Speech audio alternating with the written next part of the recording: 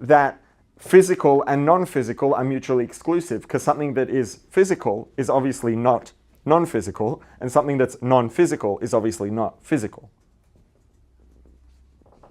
So there are, let's say there's the universe that we know, which is physical, it's material, it's tangible, it's made out of physical mass. That physical matter carries physical energy, calories. And there are additional layers of reality that are equivalent, but they're not physical. The matter that they are comprised of is a non-physical equivalent to physical matter. The energy that is carried in those layers of reality is a non-physical equivalent to the physical energy that's carried in this universe, that is contained within mass, within matter. Now, the physical, right? Why can't we see angels? The reason we can't see angels is not because they're invisible. The reason we can't see air is because it's invisible. I think it's been a while since I've done this practice. Everyone raise your hand. If you haven't done this before, at least with me, raise your hand. Wave it back and forth. Do you feel something on your hand? Yeah, that's air, right?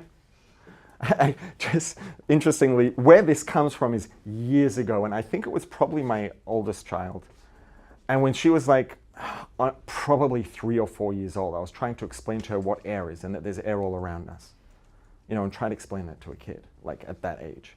And she happens to be incredibly brilliant and sharp.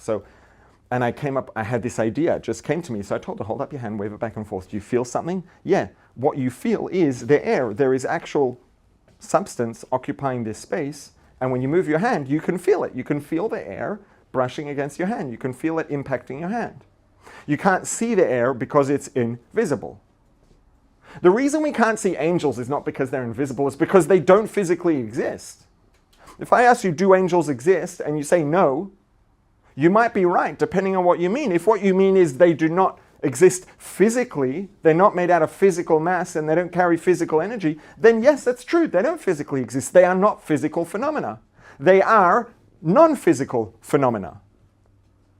Now, we don't perceive, see, hear, feel, taste, smell the non-physical.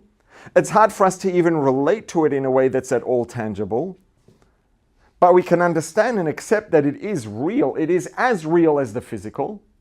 And for those non-physical entities that exist in alternative I don't think is the right word, but in non-physical layers of reality, to them, the physical is as distant and abstract as the non-physical is to us. So physical and non-physical are separate layers of reality, and the parameters that define their existence are different. The physical and the non-physical cannot naturally interact.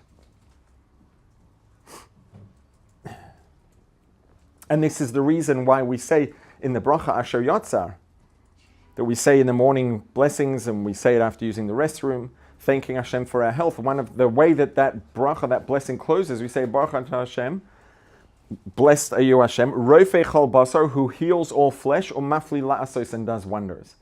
Now the simplest layer of meaning of that expression that Hashem does wonders is very simple. It's biology. The deeper you get into biology, the more unfathomable the exquisite complexity and perfection becomes, because it's completely absurd.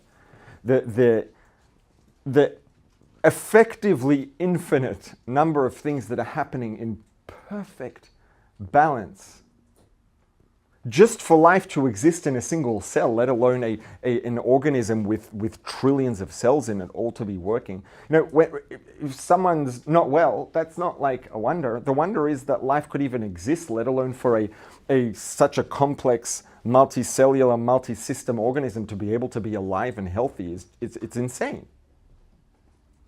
So that is the wonders. Hashem does wonders in just sustaining life and biology. There's a deeper layer of that as well, which is that Hashem does wonders,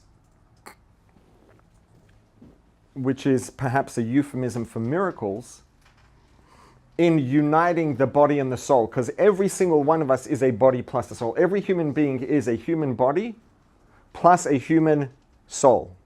Human body plus human soul equals human being.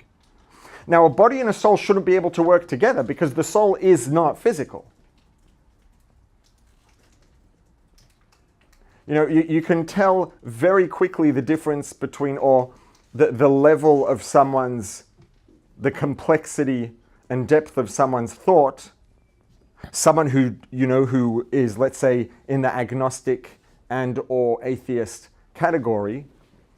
And I encountered this, I remember back in the Facebook days, used to encounter this a lot. You would have people who would say science can prove that God doesn't, science has proven that God doesn't exist. And I mean, that's obviously not the case. But that's not a criticism of science. That's a criticism of the person who's saying that, who doesn't understand, obviously, very much about science. Now, if someone says to me, you cannot scientifically prove the existence of God, yeah, fair. Because God's not physical, and science is the pursuit of physical knowledge and the understanding of physical reality. So yeah, science can neither prove nor disprove God. Some people, as they get deeper and deeper into science, they become more skeptical of spirituality. Some people, the deeper they get into science, the more convinced they become of the truth of spirituality.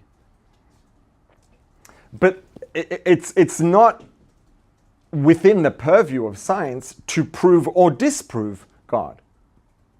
So if someone will come along and say, you cannot scientifically prove the existence of God, okay, fair. If someone says, science has proven that God doesn't exist, it's probably not investing too deeply, probably not worth investing too deeply in that conversation. If you're going to be coming from a disagreement or argumentative perspective, if you're going to be coming from a sharing perspective, it's always worth it. So physical and non-physical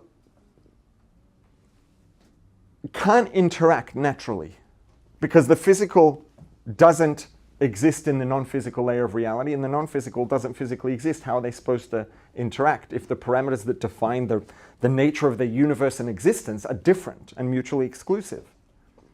So that's what we say, Mafli Lasos, Hashem does wonders in bringing the human body and the human soul together into a composite entity, even though that is naturally a technical impossibility. It's technically impossible according to the laws of physics, the nature of the physical reality. It's technically impossible according to the laws that define the nature of the non-physical layer of reality. Yet Hashem brings them together.